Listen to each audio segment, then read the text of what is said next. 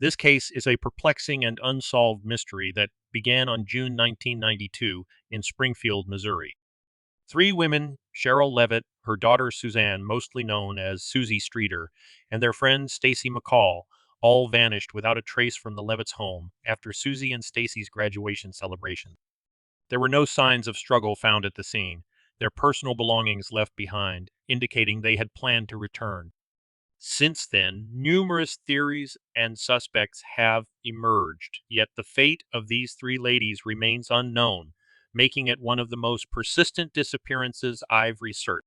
Join me for a ride through strange and mysterious here at Odd Mysteries Stories. Have you ever heard of the Springfield Three?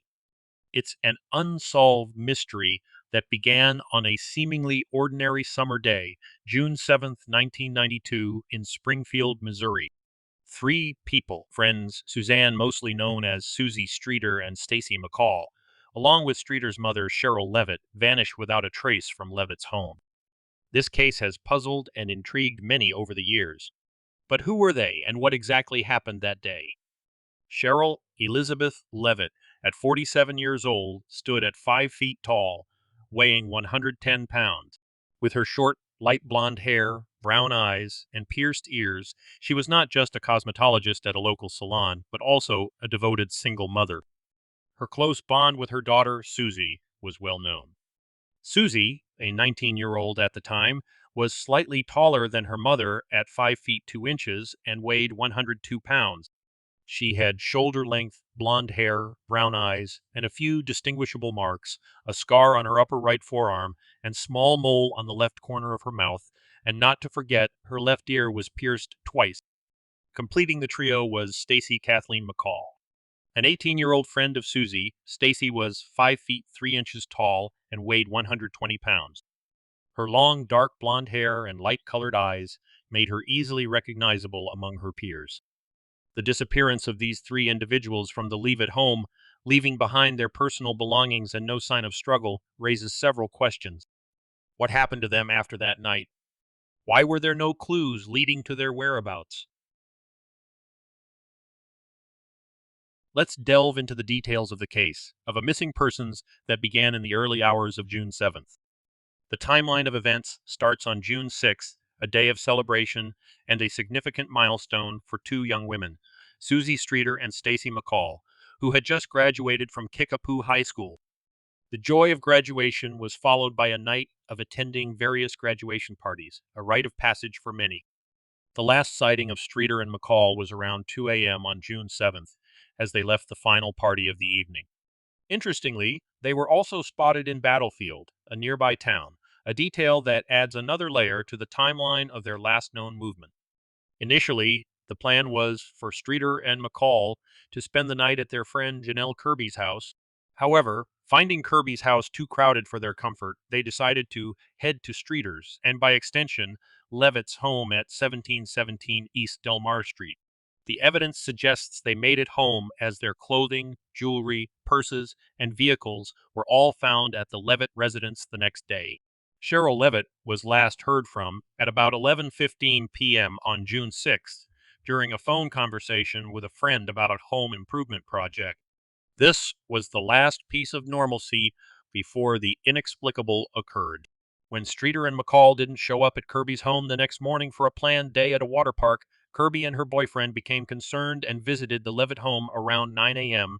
They discovered the front door unlocked and entered to find an unsettling silence, no sign of Streeter, McCall, or Levitt.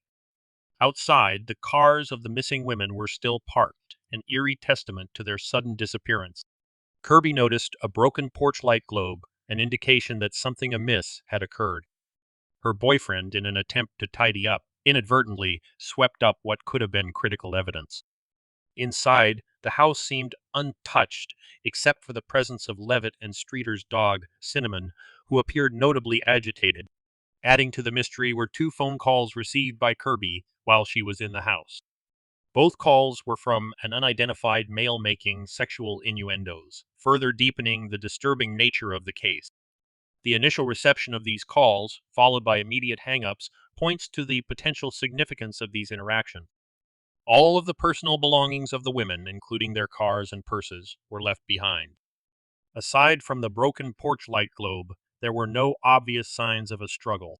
Notably, a message on the answering machine, believed to potentially hold clues, was also subsequently inadvertently erased, a loss that could have been pivotal in understanding the events leading to their disappearance. In piecing together these details, several questions arise. What happened after Streeter and McCall arrived at Levitt's home? Who was the unidentified caller, and could those calls have been connected to their disappearance? The lack of clear evidence and the erasure of the answering machine message only compound the mystery. As the mystery of the Springfield Three deepened, the hours following the initial discovery of their absence saw a flurry of activity and growing concern. Janice McCall, mother of Stacy McCall, driven by worry as her daughter failed to respond to calls, visited Cheryl Levitt's home. Inside, she encountered an eerie scene. All three women's purses were grouped together on the living room floor, a sight that seemed out of place. Additionally, she found her daughter's clothing from the previous night, neatly folded, an indication that Stacy had indeed returned to the house. Notably, Levitt and Streeter's cigarettes remained inside, suggesting a sudden departure rather than a planned one. In a state of alarm, Janice took immediate action by calling the police from the house to report the trio missing. It was during this fraught moment she checked the phone's answering machine and listened to a strange message. Tragically, the message was inadvertently erased, a detail that frustrates the story to this day. This erased message, distinct from the earlier reported prank calls, was considered by police to potentially contain a vital clue, underscoring its significance in the investigation. The report of their disappearance to the police came more than 16 hours after they were last seen, a gap filled with increasing anxiety among friends and family. This period saw a significant number of people, estimated by police to be between 10 and 20, people visiting the house, each one potentially altering the integrity of the crime scene, however unintentionally. When the police arrived, they took stock of the scene, noting the absence of visible signs of struggle, with the exception of the shattered porch light, a detail that hinted at disturbance. Further investigation revealed that Levitt's bed appeared to have been used, suggesting someone had gone to bed the night of the disappearance. Crucially, all personal property was left undisturbed, including purses, money, cars, keys, and even the family dog, painting a picture of normalcy shattered by the women's unexplained absence. This layering of details, each adding depth to the unfolding mystery, highlights the complexity of the case. The inadvertent erasure of potentially critical information and the contamination of the scene by well-meaning friends and family contribute to the tangled web of questions surrounding this mysterious case. The case took a perplexing turn on December 31st, 1992. On this day, an unidentified man reached out to the America's Most Wanted hotline, claiming to possess vital information about the case. Unfortunately, the call was disconnected when the switchboard operator attempted to link up with Springfield investigators, and despite subsequent appeals from the police urging the caller to reconnect, he remained silent. Authorities were left to believe that this individual had prime knowledge of the abductions, a lead that tantalizingly evaporated as quickly as it appeared. In a twist that deepened the mystery, 1997 marked a pivotal year when Levitt and Streeter were declared legally dead, their statuses solemnly adjusted in the absence of concrete evidence to suggest their whereabouts. Yet, the case remained very much alive in the eyes of law enforcement, classified under missing persons as the search for answers continued. Adding to the intrigue, 1997 also saw Robert Craig Cox, a figure with a history of kidnapping and robbery convictions, come forward with a harrowing assertion.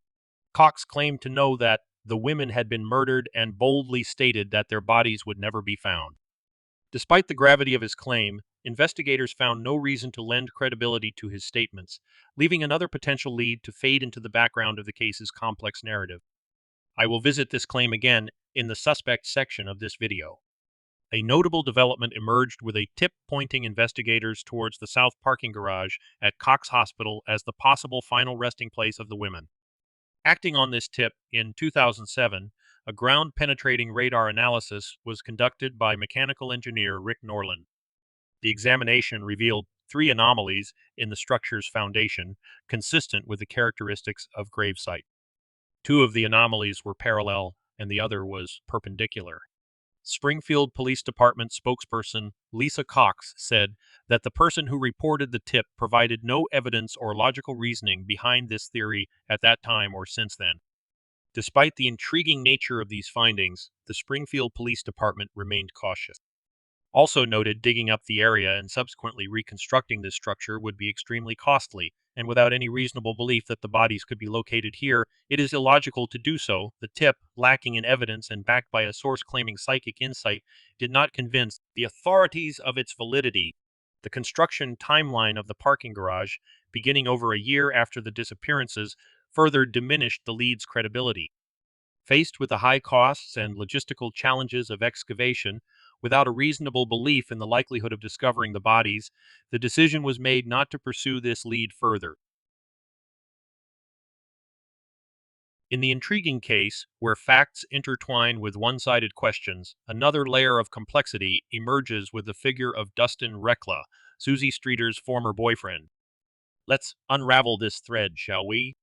Months before Susie, her friend Stacy, and her mother Cheryl vanished into thin air, Dustin Recla broke into a Springfield mausoleum.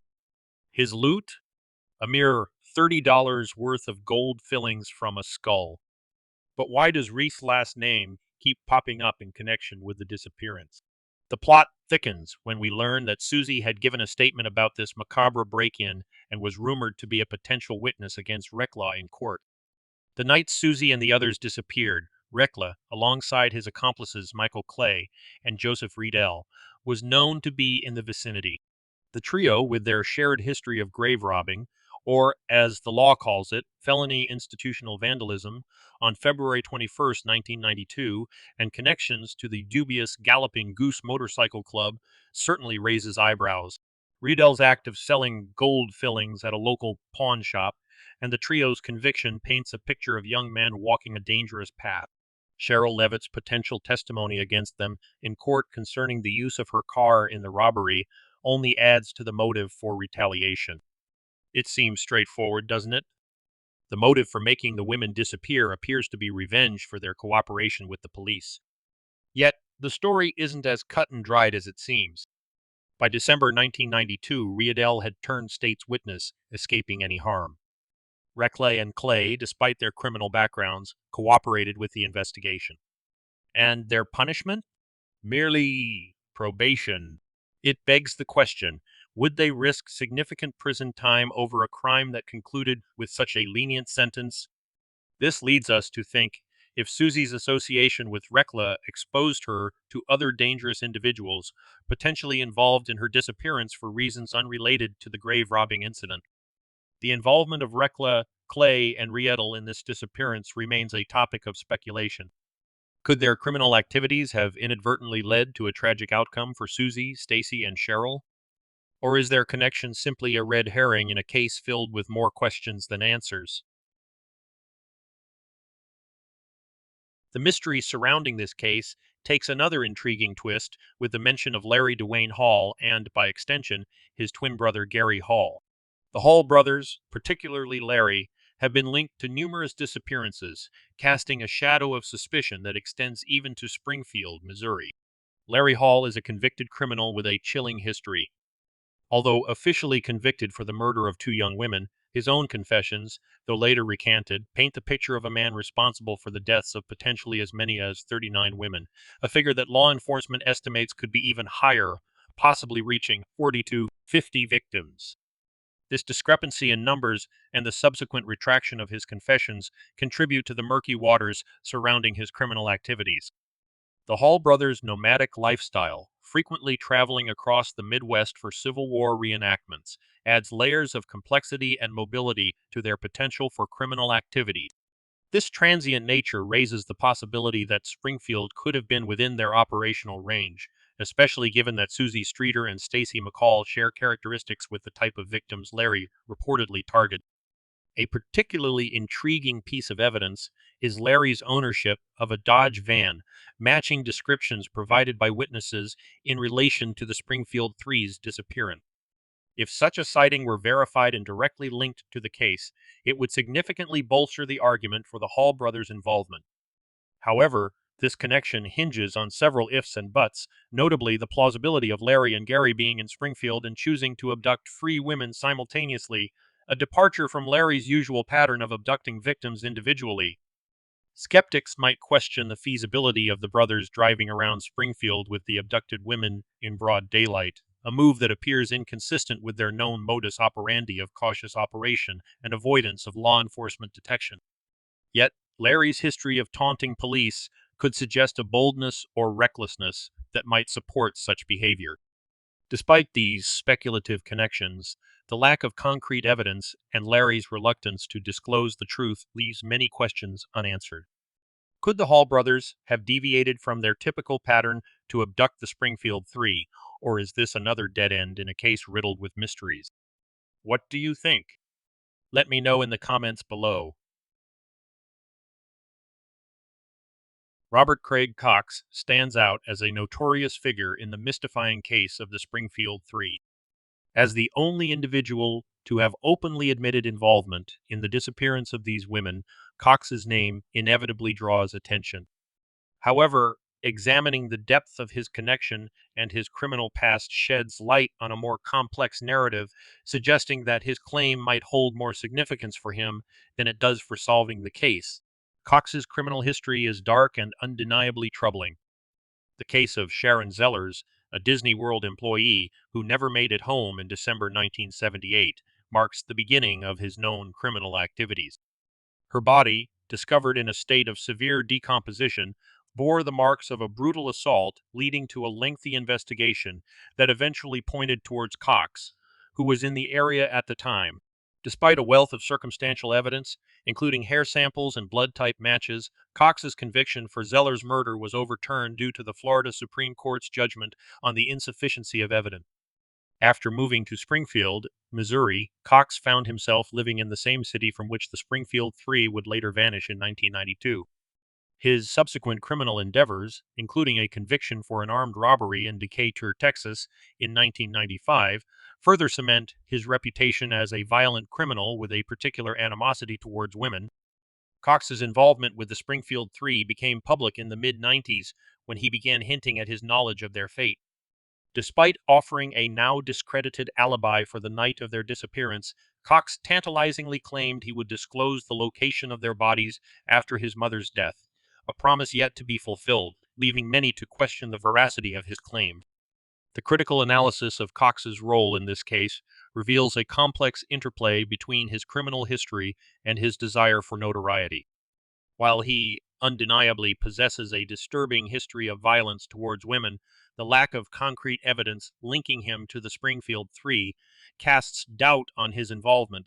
Instead, Cox's continued association with the case appears to serve his interests, providing him with a twisted form of attention and a disturbing means of exerting influence from behind bars.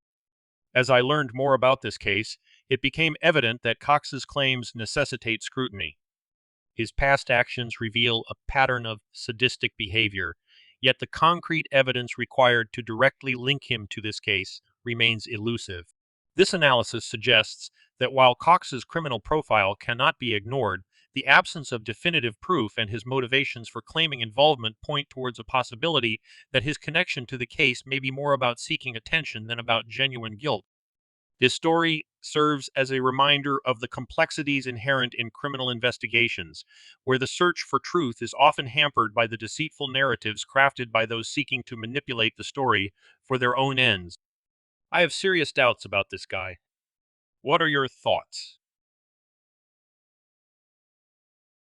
Exploring the depths of this case, Bart Streeter, Susie's older brother and Cheryl's son, emerges as a figure shrouded in complexity and tragedy.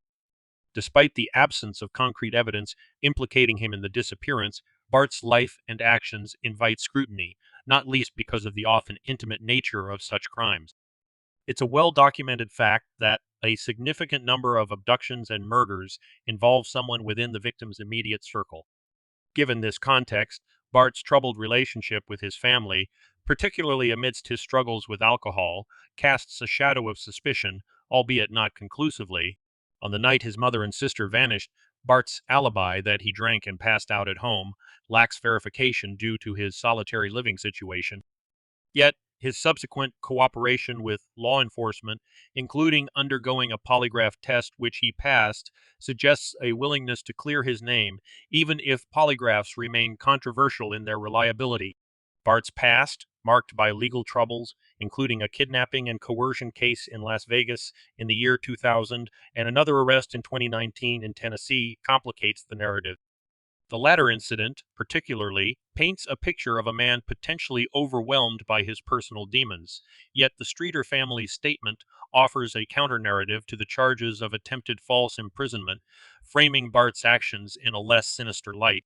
The connection of Bart's personal struggles with the lingering pain of his family's tragedy underscores the profound impact of this case on their surviving relatives.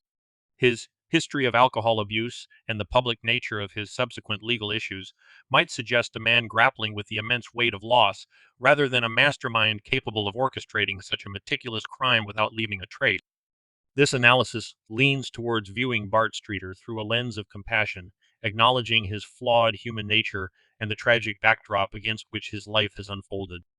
The pristine condition of the crime scene, compared with Bart's history of erratic behavior under the influence, suggests an improbability of his involvement in the precise execution of such a crime. However, the shadow of doubt cannot be entirely lifted, leaving his role in the mystery of the Springfield Three as yet another unresolved thread in a tapestry of anguish and yet to be answered question. Do you think that Streeter, the son and brother, is a good suspect? In thinking about the details of this case, I have found that, over the years, several key suspects have emerged, each bringing their own complex backgrounds and potential motives into the investigation. Dustin Recla, Susie's former boyfriend with a criminal history and connections to grave robbing, and his presence in the area on the night of their disappearance. Larry Dwayne Hall, a suspected serial killer with a pattern of abducting women, was considered due to his operational range and the physical profiles of Susie and Stacy matching his known victim type. Robert Craig Cox, a convicted criminal with a history of violent behavior towards women, inserted himself into the case narrative by claiming knowledge of the women's fate, yet without providing verifiable evidence.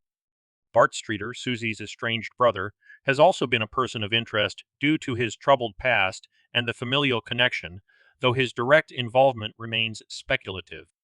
Each suspect's story intertwines with the disappearance, yet none has been conclusively linked to the case.